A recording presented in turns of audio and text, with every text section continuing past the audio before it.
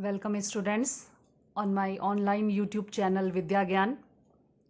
और इस चैनल के माध्यम से मैं अभी तक 5 चैप्टर्स तक के वीडियोस अपलोड कर चुकी हूँ। हमारा 6th चैप्टर हम कंटिन्यू कर रहे हैं और 6th चैप्टर के भी मैं 3 वीडियोस अपलोड कर चुकी हूँ, जो कि आयरन के एक्सट्रैक्शन को लेके, कॉपर और जिंक के एक्सट्रैक्शन को लेकर थे। तो इसी टॉपिक में एल्यूमिनियम का एक्सट्रैक्शन भी बहुत इम्पॉर्टेंट है, यानी एल्यूमिनियम का निष्कर्षण कैसे किया जाता है, ये हम आज के वीडियो में पढ़ेंगे। आप इन वीडियोस को अगर बार बार देखेंगे तो आपको एक्सट्रैक्शंस के जितने भी स्टेप हैं वो ऑलरेडी याद हो जाएंगे। तो स्टार्ट करते हैं हम कि एल्यूमिनियम का निष्कर्षण कैसे किया जाता है। देखिए, एल्यूमिनियम का प्रतीक होता है Al और एटॉमिक नंबर होता है 13। ये कुछ बेसिक चीज़ें हैं जो हमें मालूम होनी ही चाहिए। और कुछ और इम्पॉर्टेंट बात जो एल्यूमिनियम के बारे में है वो भी एक एज अ जनरल नॉलेज आपका होना चाहिए कि एल्यूमिनियम हमारे पास जो है पूरी पीरियोडिक टेबल का ऐसा थर्ड एलिमेंट है। मैंने कहा पूरी पीरियोडिक टेबल का ऐसा थर्ड एलिमेंट है जो अर्थ क्रस्ट में, या हम कहेंगे कि अर्थ एटमॉस्फेयर में भी बहुत ज़्यादा मात्रा में पाया जाता है। थर्ड नंबर का एलिमेंट है पूरी पीरियोडिक टेबल से। तीसरे नंबर पे ये बहुत प्रचुर मात्रा में पाया जाता है। और मेटल्स के मामले में देखिए, एलिमेंट में तो सभी आते हैं। एलिमेंट्स मतलब तत्व, उसमें सब आ जाते हैं। मेटल्स आ जाते हैं, नॉन मेटल्स आ जाते हैं, मेटेलॉइड्स आ जाते हैं। लेकिन मेटल्स के मामले में यानी धातुओं के मामले में ये फर्स्ट नंबर की धातु है, पहली ऐसी धातु है जो सबसे ज़्यादा मात्रा में हमारी अर्थ क्रस्ट में और हमारे एटमॉस्फेयर में पाई जाती है। तो ये भी जीके का क्वेश्चन है, इसलिए आप इसको भी याद रखेंगे। और ऐसा नहीं है कि जीके का ही क्वेश्चन है, ये कभी कभी आपके जो है पेपर में भी ऐसे ही, मतलब केमिस्ट्री सब्जेक्ट को लेके भी पूछा जा सकता है कि which is the third most abundant element, और we can say that which is the first most abundant metal. तो मेटल और एलिमेंट्स में फ़र्क होता है। चलिए, ये तो समझ में आ ही गया आपको, आ ही गया होगा आपको। लेकिन एक्सट्रैक्शन कैसे की जाती है इसकी, हम इसके बारे में पढ़ेंगे। तो जैसे कि अभी तक हम पढ़ते आए ही हैं कि सबसे पहले हमको मालूम होना चाहिए कि इसके इम्पॉर्टेंट ओड्स यानी अयस्क कौन कौन से हैं। तो हम लिखेंगे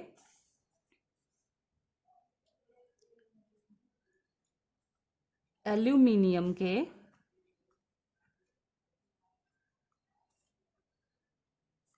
मुख्य अयस्क। बहुत इम्पॉर्टेंट है ये, हमें मालूम होना चाहिए एल्यूमिनियम के मुख्य अयस्क कौन कौन से होते हैं। ठीक है, तो नंबर 1 पे आप लिखिए गिब्साइट। गिब्साइट सूत्र भी आपको पता होना चाहिए, Al2O3.3H2O। ठीक है, सेकेंड नंबर पे आप लिखिए बॉक्साइट। सूत्र क्या होता है, Al2O3.2H2O। तीसरे नंबर पे आप लिखिए डायास्पोर। सूत्र भी सेम ऐसा ही होता है, थोड़ा सा डिफरेंस होता है थोड़ा सा, Al2O3H2O। और एक फोर्थ नंबर पे इसका एक और आप और लिख लीजिए क्रायोलाइट,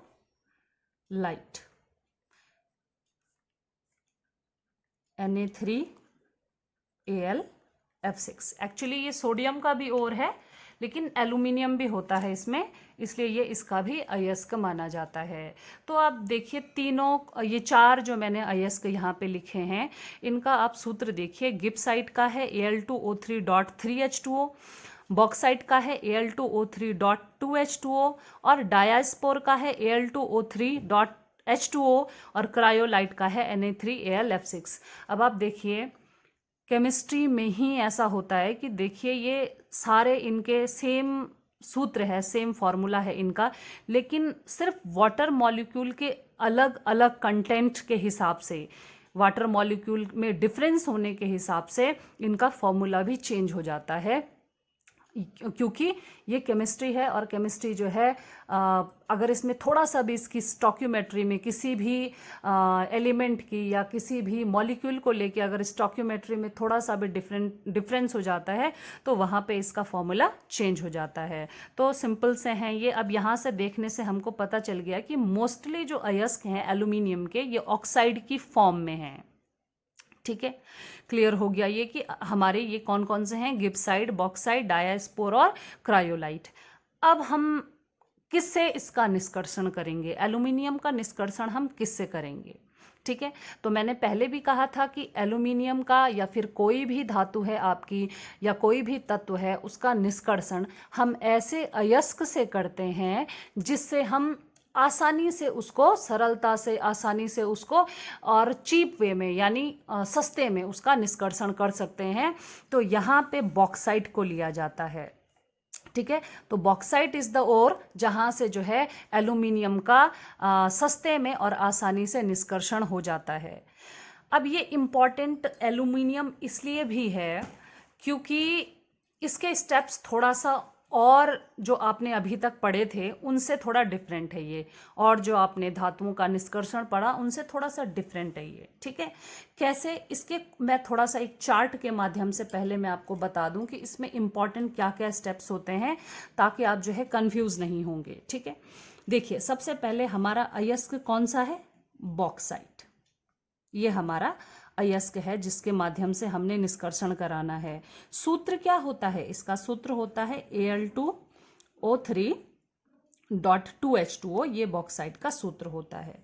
तो देखिए फ्लो चार्ट कैसे है इसका कि सबसे पहले इसका किया जाता है सांद्रण। अगर आप इस तरह से समझेंगे तो जल्दी याद हो जाएगा। सांद्रण के लिए बच्चों एक विधि अपनाई जाती है जिसको हम कहते हैं बेयर प्रक्रम। ठीक है, इतना समझ में आ गया। बेयर प्रक्रम में क्या होता है, ये वाटर मॉलिक्यूल यहाँ से हट जाता है, ये बदल जाता है आपका Al2O3 जिसको हम नाम देते हैं एल्यूमिना। ठीक है, फर्स्ट स्टेप है ये, फर्स्ट स्टेप। फर्स्ट स्टेप में क्या होता है, बॉक्साइट जिसका सूत्र है Al2O3.2H2O, इसका कंसंट्रेशन या सांद्रण किया जाता है।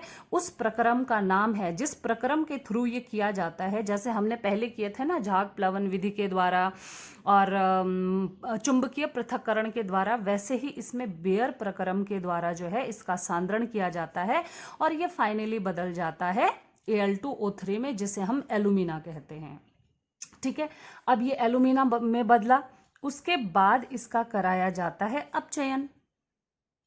आपको पता है ना कि अपचयन का मतलब क्या होता है, ऑक्सीजन को किसी तरह से भी रिमूव करना है तो यहां से ऑक्सीजन हटा दिया जाता है। अब ये जो अपचयन होता है ये एक इंपॉर्टेंट विधि द्वारा होता है, इसे हम कहते हैं हॉल हेरोल्ट प्रक्रम। ठीक है, ये एक विधि के द्वारा होता है जिसे हम कहते हैं हॉल हेरोल्ट प्रक्रम, और यहाँ हमें मिल जाता है एल्यूमिनियम। यहाँ से ऑक्सीजन आपका रिमूव हो जाएगा और हमें क्या मिलेगा, एल्यूमिनियम मिलेगा। ये जो एल्यूमिनियम होता है यानी हॉल हेरोल्ट प्रक्रम के बाद जो हमें एल्यूमिनियम मिलता है ये आपका 99% प्योर होता है। ठीक है, लेकिन उसके बाद भी इसको और ज़्यादा प्योर से प्योरेस्ट करने के लिए, इसको और ज़्यादा अच्छे से शुद्ध करने के लिए इसका होता है शोधन। क्या होता है इसका, शोधन, जिसको हम कहते हैं प्यूरिफिकेशन। और प्यूरिफिकेशन इसका किसके द्वारा होता है, प्यूरिफिकेशन होता है इसका हुप प्रक्रम के द्वारा। हुप प्रक्रम के द्वारा इसका प्यूरिफिकेशन होता है और उसके बाद जो हमको एल्यूमिनियम मिलता है ये आपका होता है 99.99% प्योर। तो इतने ये स्टेप्स हमको पढ़ने हैं। कौन से स्टेप्स पढ़ने हैं कि पहले बॉक्साइट का सांद्रण करके हम Al2O3 यानी एल्यूमिना में बदलेंगे, ये बेयर प्रक्रम के द्वारा होता है। उसके बाद एल्यूमिना का अपचयन किया जाता है हॉल हेराल्ड प्रक्रम के द्वारा, जिससे कि वो एल्यूमिनियम में बदलता है, जो कि 99% प्योर होता है, इतना भी चलता है। लेकिन उसके बाद भी कभी पूछा जाता है कि इसको और प्योरेस्ट फॉर्म में लाने के लिए इसका शोधन यानी प्यूरिफिकेशन किया जाता है, जो कि हुप प्रक्रम के द्वारा होता है। और उसके हुप प्रक्रम के बाद जो हमें एल्यूमिनियम मिलता है वो 99.99% प्योर होता है। तो अभी एल्यूमिनियम के निष्कर्षण के लिए हमें इन स्टेप से गुजरना पड़ेगा। 3 स्टेप हैं हमारे इंपॉर्टेंट, मैंने बता दिया, सांद्रण, अपचयन और शोधन, ये 3 इंपॉर्टेंट है स्टेप्स हैं। अब इन्हीं पे हम फोकस करेंगे, क्योंकि जनरली बुक में भी इसके बारे में बहुत कुछ नहीं दे रखा है, यानी एल्यूमिनियम के निष्कर्षण को लेके बहुत कुछ नहीं दे रखा है।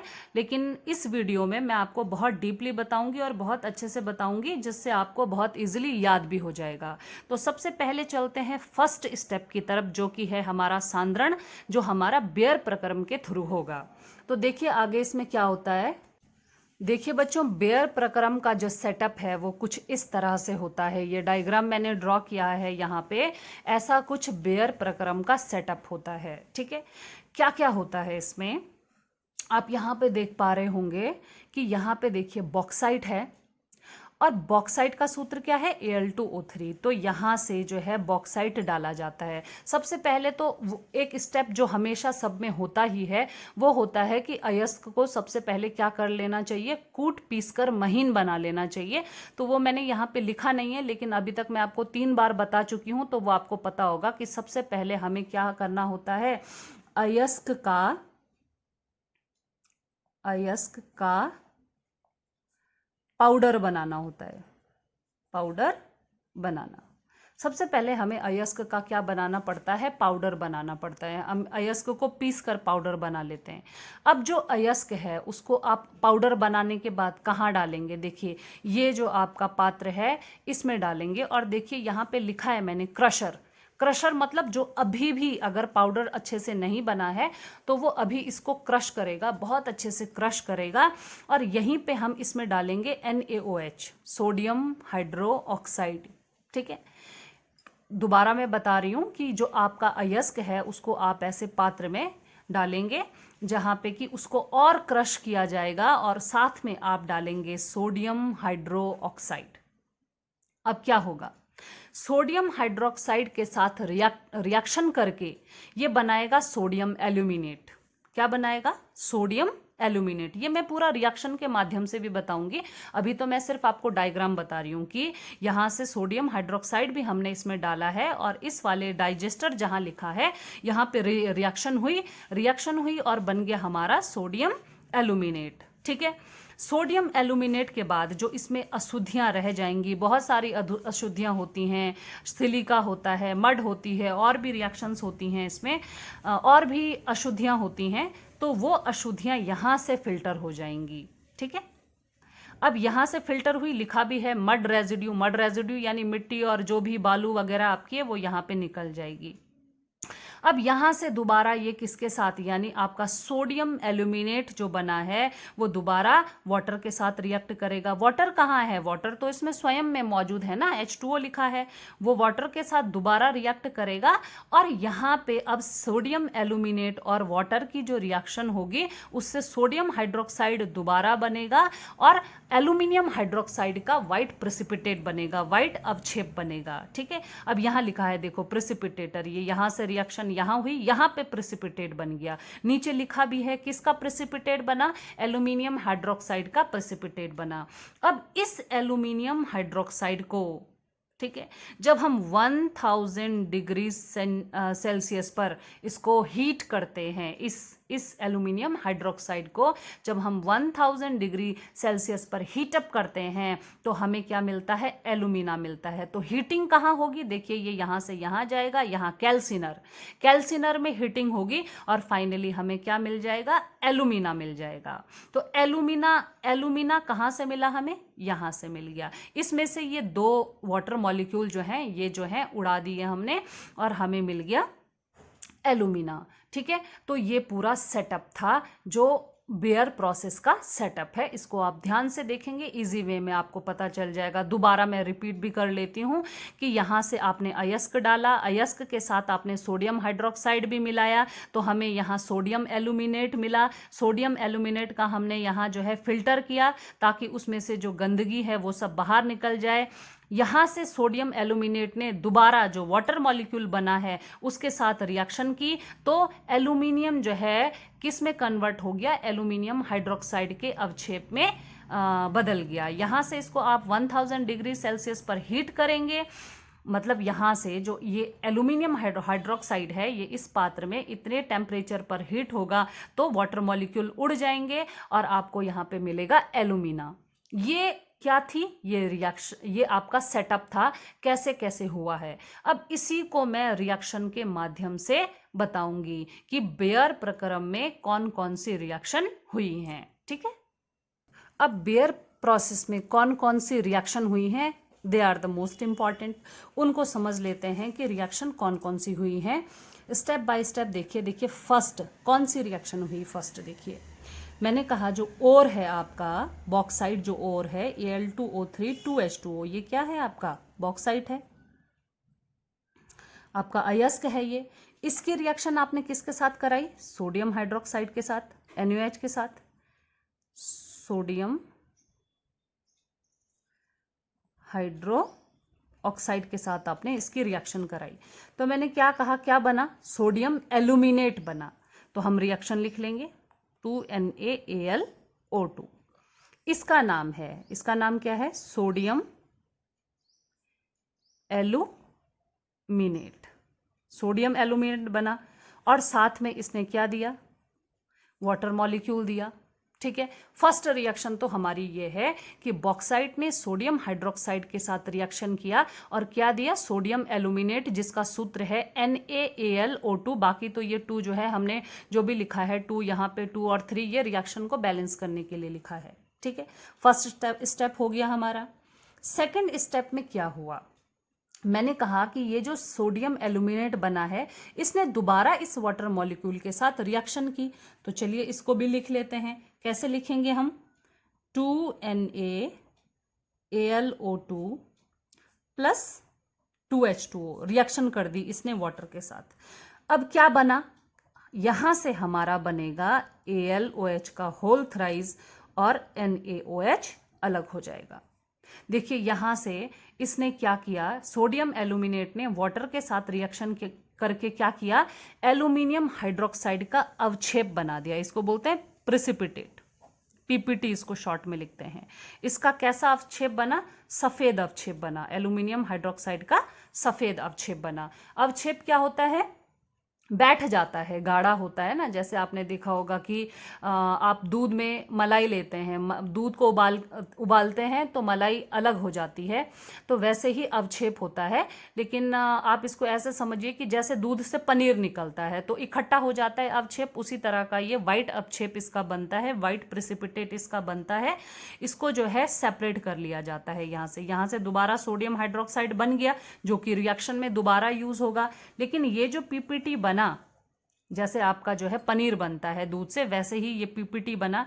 इस PPT को आपने अलग ले लिया। ठीक है, अब हम इसको अलग ले लेंगे। थर्ड रिएक्शन हमारी क्या थी, जहां मैंने कहा कि कैल्सिनर में इसको क्या कराया जाता है, हीटिंग कराई जाती है। तो यहां से एल्यूमिनियम हाइड्रोक्साइड आपने अलग ले लिया और जब आप इसको 1000 डिग्री सेल्सियस पर हीट करेंगे तो ये किस में बदल जाएगा, Al2O3 और प्लस आपका वाटर मॉलिक्यूल अलग हो जाएगा। ये क्या बना हमारा, ये बना हमारा एल्यूमिना। ठीक है, तो ये आपका सांद्रता वाली प्रक्रम था। ये वो प्रोसेस थी जहां पे बॉक्साइट से हमको एल्यूमिना मिला। तो बॉक्साइट से, ये बॉक्साइट से एल्यूमिना मिलने की जो ये प्रोसेस है ये कहलाता है इसका सांद्रण, अयस्क का सांद्रण। और ये किस प्रक्रम के द्वारा होता है, ये होता है बेयर प्रक्रम के द्वारा। ठीक है, इतना समझ में आ गया। ओके, इसके बाद जो नेक्स्ट स्टेप है आपका वो होता है आपका अपचयन। अब हमें इसका अपचयन कराना है तो हम क्या लिखेंगे इसमें, जो हमारा नेक्स्ट प्रोसेस है यानी बेयर, ये तो हमारा फर्स्ट प्रोसेस था। ठीक है, पहली जो हमारा प्रक्रम था। सेकंड क्या होता है, अब हमें क्या करवाना है, एल्यूमिना का अपचयन। अब हमें क्या करवाना है, एल्यूमिना का अपचयन करवाना है। और एल्यूमिना का अपचयन हम किसके द्वारा करवाते हैं, हॉल हेरोल्ट प्रक्रम के द्वारा। हॉल हेरोल्ट प्रक्रम के द्वारा हमारा क्या होता है, इसका अपचयन होता है। तो वो भी मैं आपको डायग्रामेटिकली बताऊंगी कि कैसे कैसे किया जाता है, ठीक है। लेकिन मोस्ट इम्पॉर्टेंट पॉइंट्स जो हम डिस्कस कर लेंगे वो मैं बता दूं कि इसका अपचयन कराने के लिए हमें कुछ और भी इसमें मिश्रित करना पड़ता है, ठीक है। अभी देखते हैं हम, मैं आपको पहले डायग्राम दिखाती हूँ कि कैसे होता है ये। देखिए डायग्राम कुछ ऐसा है इसका, आप देख रहे होंगे डायग्राम को, ये है आपका हॉल हेरोल्ट प्रोसेस का डायग्राम। अब मैं इसको पहले तो आपको अच्छे से बताती हूँ कि हमें करना क्या होता है, ठीक है। देखिए जो हमको एल्यूमिना मिला है, अगर हम उसका अपचयन करवाते हैं और डायरेक्ट हीटिंग से करवाते हैं तो हमको कम से कम जो है 2200 डिग्री सेल्सियस तक उसको हीट करना पड़ता है, ठीक है। मैंने क्या कहा कि जो Al2O3 यानी एल्यूमिना हमको मिला है बेयर्स प्रोसेस के द्वारा, अगर आपको उसको रिड्यूस करवाना है तो उसको आपको क्या करना पड़ेगा, 2200 डिग्री सेल्सियस तक उसको हीट करना पड़ेगा। तो इतनी हीटिंग देना जो है इज़ नॉट पॉसिबल, पॉसिबल नहीं होता है इतना ज़्यादा हीटिंग देना। इसलिए हम क्या करते हैं, उसमें दो चीज़ें मिलाते हैं, ठीक है। यहाँ देख लीजिए आप, मैंने लिखा है, देखिए क्या लिखा है, mixture of Al2O3 plus cryolite plus fluorspar. यानी हमको इसमें क्या करवाना होता है कि इस प्रक्रम में हमें सबसे पहले मैं आपको बता दूं कि हमें Al2O3 यानी जो हमारा एल्यूमिना है, इसके साथ क्रायोलाइट, क्रायोलाइट जिसका सूत्र होता है Na3AlF6, ये अयस्क है, किसका अयस्क है, एल्यूमिनियम का अयस्क है ये मिलाना पड़ता है। और दूसरा मिलाना पड़ता है हमें इसमें CaF2 जिसको हम कहते हैं फ्लोरोस्पार, ठीक है। क्या कहते हैं, फ्लोरोस्पार। ये तीन चीजें हम मिला देते हैं, ठीक है।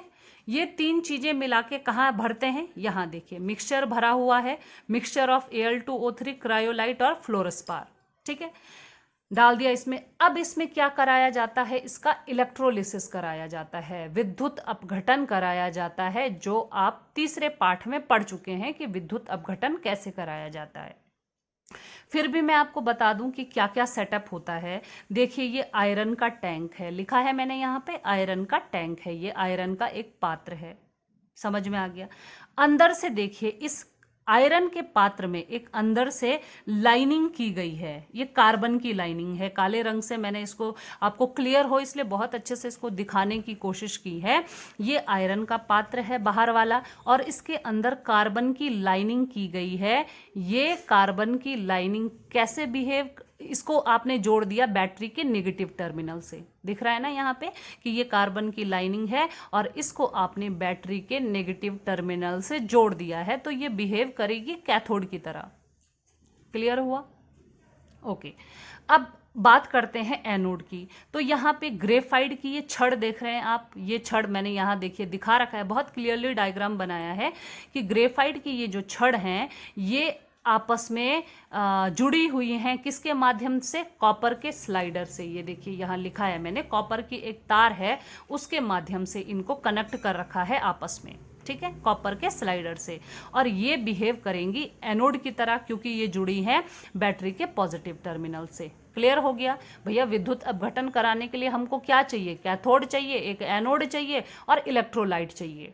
क्लियर हो गया। इलेक्ट्रोलाइट का काम यहाँ पे कौन कर रहे हैं, ये कर रहे हैं एल्यूमिनियम, एल्यूमिना, क्रायोलाइट और फ्लोरेस्पार, ठीक है।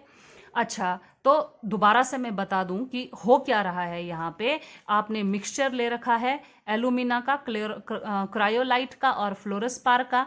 यहाँ पे कार्बन का टैंक है जिसके अंदर आयरन का टैंक है जिसके अंदर कार्बन की लाइनिंग लगा रखी है, वो बैटरी के नेगेटिव टर्मिनल से जुड़ी है और कैथोड की तरह व्यवहार करेगी। यहाँ पे ग्रेफाइट की छड़ है जो आपस में कॉपर के स्लाइडर से जुड़ी हुई हैं और ये एनोड की तरह कार्य करेंगी। अब बात आती है कि मैंने कहा कि अगर आपको एलुमिना का हीटिंग करवानी है, उसको अपचयन कराने के लिए यहाँ पे हम क्या करवाएंगे, अपचयन करवाएंगे। अपचयन का मतलब क्या होता है? अपचयन के बहुत सारे मीनिंग होते हैं, लेकिन यहाँ पे अपचयन का मतलब क्या है कि अगर हम एलुमिना से ऑक्सीजन हटा दें तो ऑक्सीजन का हटना भी क्या होता है, अपचयन कहा जाता है। Removal of oxygen is known as reduction. लेकिन मैंने कहा कि इसके लिए इसको हीटिंग करनी पड़ेगी, ऑक्सीजन को रिमूव करवाने के लिए हमको इसको हीट करवाना पड़ेगा। और अगर हम डायरेक्टली ऐसा करते हैं तो हमको कितनी हीटिंग देनी पड़ेगी, 2200 डिग्री सेल्सियस तक हम इसको हीट करना पड़ेगा हमें इसे। तो इसलिए हम क्या करेंगे, हम कुछ ऐसा करेंगे कि हम इसमें क्या मिला देंगे, क्रायोलाइट और फ्लोरोस्पार मिला देंगे। तो अब ये क्वेश्चन हमेशा 2 मार्क्स में पूछा जाता है कि एलुमिना का अपघटन में, यानी एलुमिना का जब रिडक्शन कराया जाता है तो क्रायोलाइट क्यों डाला जाता है। ये जो आप देख रहे हैं ना क्रायोलाइट, मैंने यहाँ इसका सूत्र लिखा है Na3Al(F6), ये क्यों डाला जाता है। ठीक है, क्वेश्चन बनता है यहाँ पे। क्वेश्चन मैं नहीं लिखूंगी, मैं सिर्फ समझाऊंगी आपको कि क्रायोलाइट की यहाँ पे क्या भूमिका होती है। ठीक है, तो मैं यहाँ पे आपको लिख के दिखाती हूँ कि क्रायोलाइट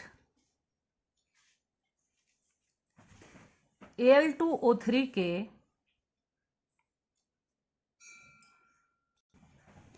क्रायोलाइट AlO3 के गलनांक को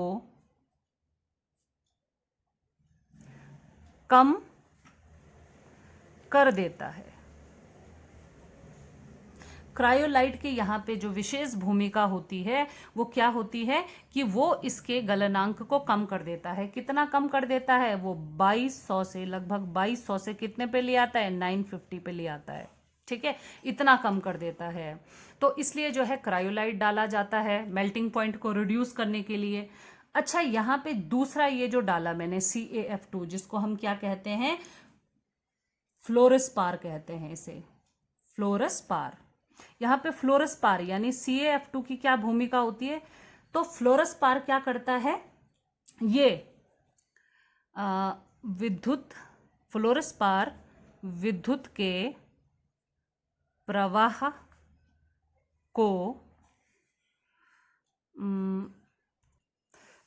प्रवाह को बढ़ा देता है। साथ ही ये क्या करता है, गलित एल्यूमीनियम धातु के प्रवाह को बढ़ाकर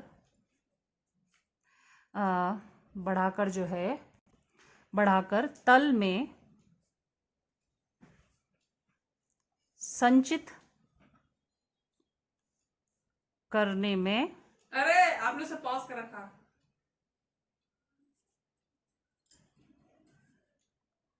सहायक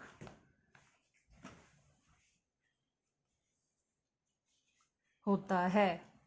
ठीक है, ये जो है आपका 2 यहाँ पे क्वेश्चन हमेशा पूछे जाते हैं। ये 2 मार्क्स में भी क्वेश्चन कभी आते हैं कि क्रायोलाइट की जो है क्या भूमिका होती है, और यहाँ पे जो है आपका फ्लोरोस्पार जो है इसका क्या काम होता है। तो क्रायोलाइट तो इसलिए मिलाया जाता है ताकि मेल्टिंग पॉइंट को रिड्यूस किया जा सके। किसके मेल्टिंग पॉइंट को, एल्यूमिना के मेल्टिंग पॉइंट को। और दूसरा जो फ्लोरोस्पार होता है वो इसलिए डाला जाता है ताकि वो क्या करे, कंडक्टिविटी को बढ़ा सके, और एल्यूमिनियम जो कि अब गल जाएगा यानी लिक्विड फॉर्म में आ जाएगा, उसको जो है बॉटम में जो है संचित कर सके।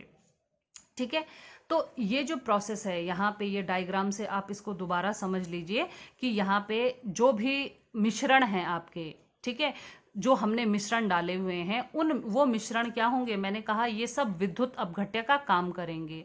कौन विद्युत अपघट्य का काम करेंगे, एल्यूमिनियम हो गया, क्रायोलाइट में जो भी हैं, क्रायोलाइट जिनसे बना है सोडियम, यानी हमारे पास जो आयंस है ना, विद्युत अपघट्य क्या होते हैं, अपघटित हो जाते हैं। किस किस में अपघटित हो जाते हैं वो देखिए, माना हमारा Al2O3 है ना, तो ये हमें क्या देगा, Al3+ दे देगा।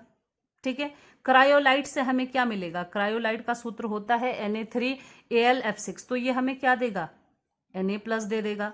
और CaF2 से हमें क्या मिलेगा, Ca2+ हमें मिलेगा। ये हमारे पास पॉजिटिव आयन आ जाएंगे। तो जब यहाँ से पॉजिटिव आयन आएंगे तो हमारे पास नेगेटिव आयन भी आएंगे। नेगेटिव आयन क्या क्या आएंगे हमारे पास, ये आ जाएगा O2- आ जाएगा। ऑक्सीजन जो है ना यहाँ पे Al2O3 में ऑक्सीजन है तो O2- आ जाएगा, यहाँ से F- आ जाएगा। ठीक है, और कैल्शियम फ्लो, ये हमारे पास दो नेगेटिव आयन होंगे और दो हमारे पास पॉजिटिव आयन होंगे।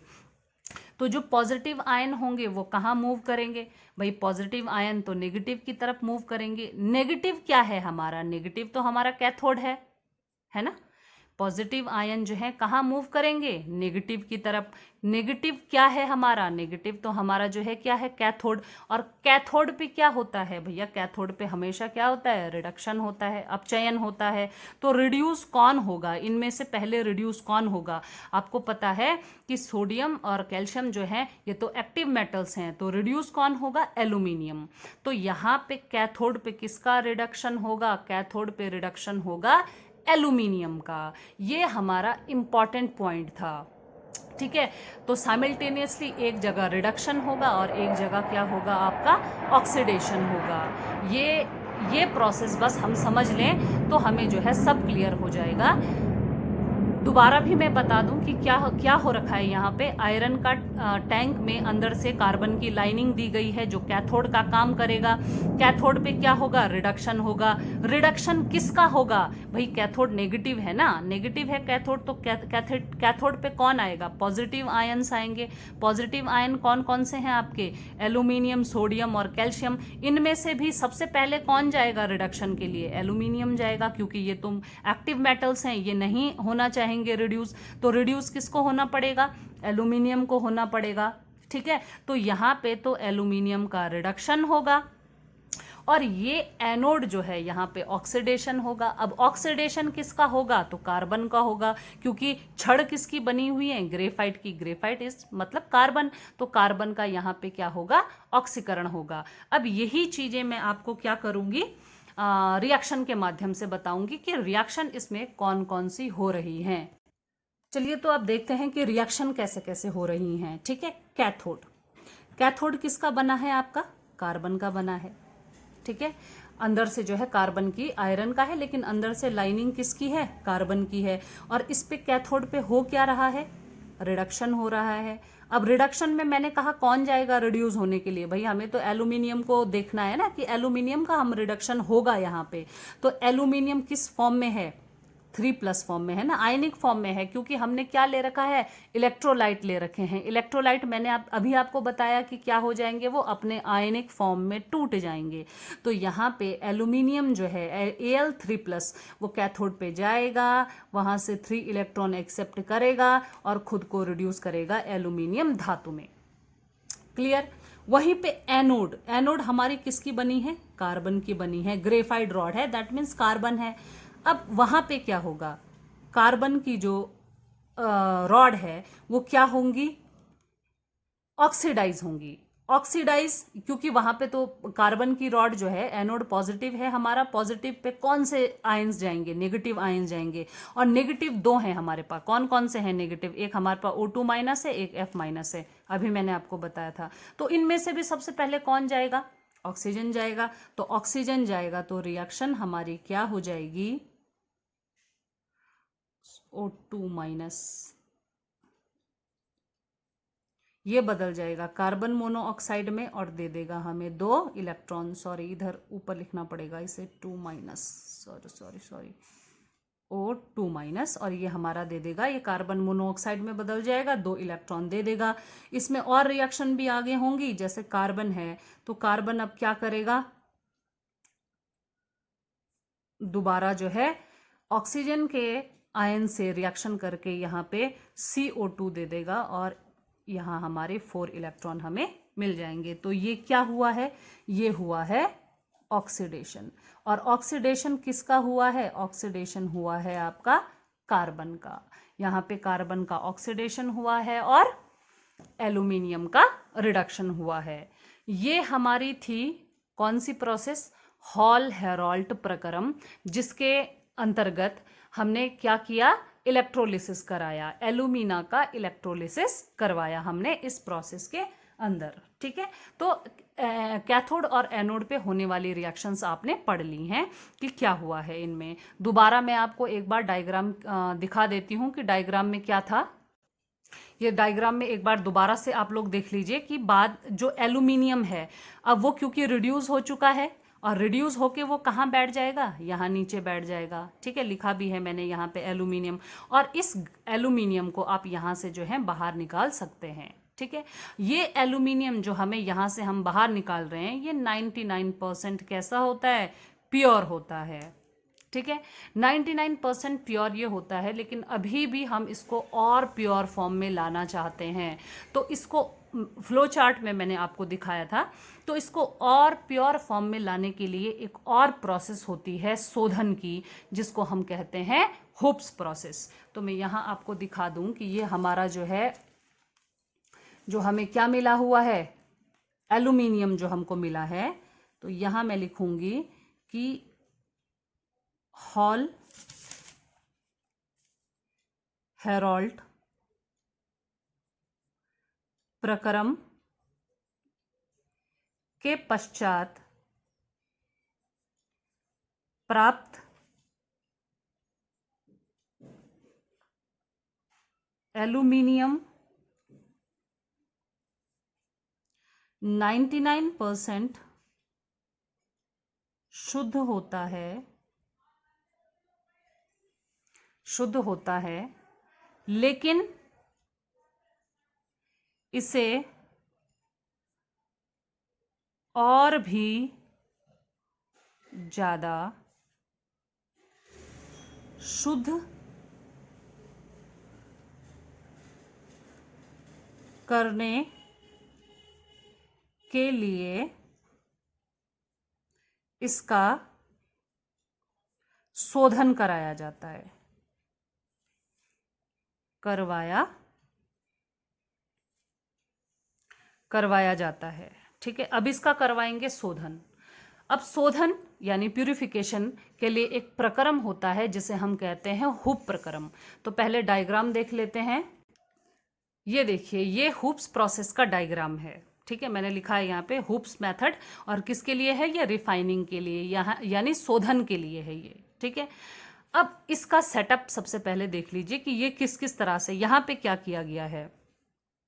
यहाँ पे ना ये देखिए, ये जो पात्र ले रखा है, ठीक है, ये पात्र में अंदर से जो लाइनिंग दे रखी है, ये किसका काम करेगा? एनोड का काम करेगा। अब जबकि पहले वाले केस में यानी हॉल का जो प्रक्रम था, वहां पे अंदर वाली लाइनिंग किसका काम कर रही थी? कैथोड का काम कर रही थी। लेकिन यहाँ पे उल्टा कर दिया।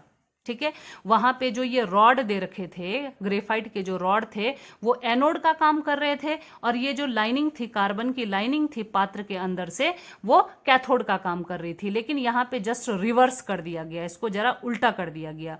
यहाँ पे ये जो लाइनिंग है, कार्बन की लाइनिंग है, ये बैटरी के पॉजिटिव टर्मिनल से जोड़ दी गई, और ये किसका काम करेगी? एनोड की तरह काम करेगी। यहाँ पे ग्रेफाइट के जो ये रॉड ले लिए गए हैं, ये बैटरी के नेगेटिव टर्मिनल से जोड़ दिए गए, और ये किसका काम करेंगे? कैथोड का काम करेंगे। ठीक है, अब एनोड पे तो होता है ऑक्सीकरण, और कैथोड पे क्या होता है?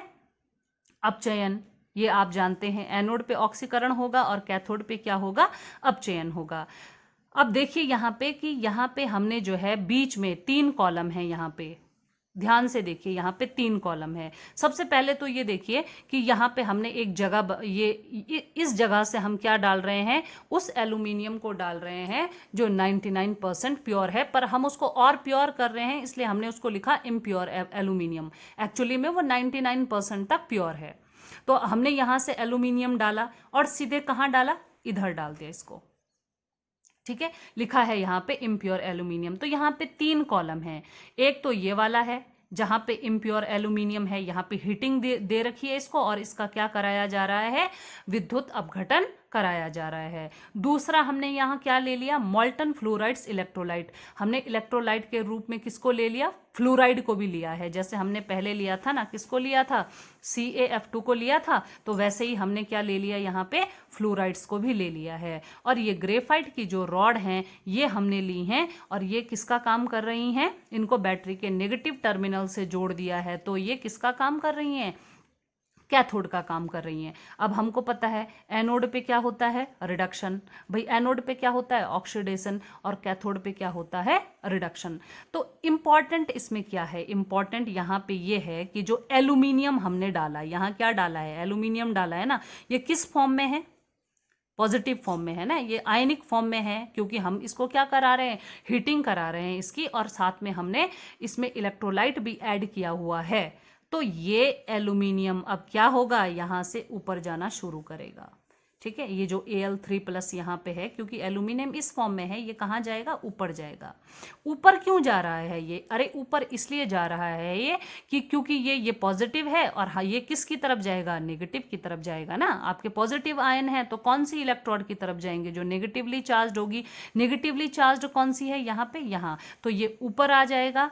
यहाँ आके ये क्या करेगा, इलेक्ट्रॉन को एक्सेप्ट करेगा और किस में बदल जाएगा, एल्यूमिनियम में बदल जाएगा। और ये एल्यूमिनियम जो है, इसको आप यहाँ से आसानी से अलग कर सकते हैं, ये अब प्योरेस्ट फॉर्म में आ चुका है। तो ये हुप्स प्रोसेस का डायग्राम है, जो हॉल हेराल्ड प्रोसेस से डिफरेंट है। ठीक है, हॉल हेराल्ड प्रोसेस में ये लाइनिंग जो है वो कैथोड का काम कर रही थी, कार्बन की लाइनिंग, और ग्रेफाइट की छड़ एनोड का काम कर रही थी। यहाँ पे डिफरेंट है, यहाँ पे कार्बन की जो लाइनिंग है ये जो है एनोड का काम कर रही है, और ग्रेफाइट की जो छड़ है ये कैथोड का काम कर रही है। रिएक्शन तो वही होनी है, रिएक्शन एनोड पे हमेशा ऑक्सीकरण होना है, और कैथोड पे हमेशा क्या होना है, रिडक्शन। तो इसमें रिएक्शन जो भी होंगी वो रिएक्शन मैं आपको इसमें बता देती हूँ कि जैसे हॉल हेराल्ड में हुई वही रिएक्शन यहाँ पे भी होंगी। देखिए रिएक्शन को हम ऐसे लिखेंगे, दोबारा से मैं लिख देती हूँ यहाँ पे कि हुप्स प्रक्रम में होने वाली, हुप्स प्रक्रम में होने वाली अभिक्रियाएं। हुप्स प्रक्रम में कौन कौन सी अभिक्रियाएं होंगी ये आप देख लीजिए। इसमें देखिए कैथोड पे क्या होगा, एल्यूमिनियम पॉजिटिव आयन जो हैं वो इलेक्ट्रॉन एक्सेप्ट करेंगे और किस में अपचयित हो जाएंगे, एल्यूमिनियम में। और एनोड पे क्या होगी, एनोड पे आपका जो है एल्यूमिनियम जो है, ये एल्यूमिनियम किस में कन्वर्ट होगा, Al3+ में, और 3 इलेक्ट्रॉन देगा, क्योंकि करा तो हम एल्यूमिनियम का ही रहे हैं ना। तो कैथोड पे क्या होगा, Al3+ 3 इलेक्ट्रॉन को एक्सेप्ट करके एल्यूमिनियम धातु में अपचयित हो जाएगा, और एनोड पे एल्यूमिनियम जो है ऑक्सीकृत हो जाएगा किसमें, एल्यूमिनियम के आयंस में। ये देखिए ये हो जाएगी आपकी ऑक्सीडेशन रिएक्शन, और ये हो जाएगी आपकी रिडक्शन रिएक्शन। ठीक है, दोबारा से देख लीजिए ना यहाँ पे कि हमने क्या किया है, हमने देखिए क्या किया है, एल्यूमिनियम डाला है ना, तो यहाँ पे ये किस में कन्वर्ट हो रहा है, Al से, एल्यूमिनियम से किस में कन्वर्ट हो रहा है, Al3+ में। क्यों, क्योंकि ये क्या है, ये आपकी जो है एनोड है। और फिर ये जो आयंस हैं ये कहाँ मूव कर रहे हैं, ऊपर की तरफ मूव कर रहे हैं। क्यों मूव कर रहे हैं, क्योंकि ये नेगेटिव चार्ज की तरफ मूव करेंगे। और अब जो हमको मिलेगा यहाँ पे, ये हमारा जो है प्योरेस्ट एल्यूमिनियम होगा। ये कितना प्योरेस्ट होगा, ये जो एल्यूमिनियम, यहाँ आपको प्योर एल्यूमिनियम जो हमें यहाँ मिलेगा, ये हमारा 99.9% क्या होगा, प्योर होगा। तो ये इम्पॉर्टेंट स्टेप्स आपने पढ़ ली हैं। मैंने तीनों स्टेप्स, ये जो 3 इम्पॉर्टेंट स्टेप्स थे आपके कंसंट्रेशन के, आपके रिडक्शन के और प्यूरिफिकेशन के, ये तीनों स्टेप्स मैंने आपको बता दिए हैं। अब और इसमें इम्पॉर्टेंट क्या है, वो इम्पॉर्टेंट है आपका कि इसके कभी कभी जो है उपयोग भी पूछे जाते हैं, तो वो भी मैं आपको 2 लाइन में बता देती हूँ। एक लाइन में उपयोग इसके देख लेते हैं। देखिए एल्यूमिनियम ना एक बहुत ही सॉफ्ट धातु है, इसको बहुत अच्छे से कूटा पीटा जा सकता है।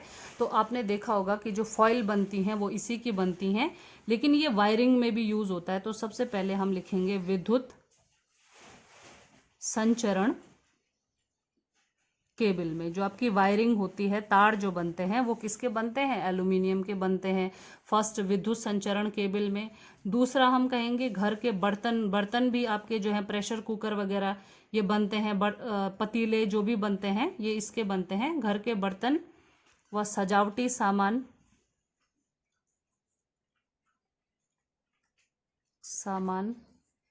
ठीक है। और थर्ड जो एल्यूमिनियम फॉइल होती है, इसको हम कहेंगे एल्यूमिनियम पत्रक, यानी एल्यूमिनियम फॉइल जो होती है का उपयोग साबुन, सिगरेट और मिठाई की पैकिंग में,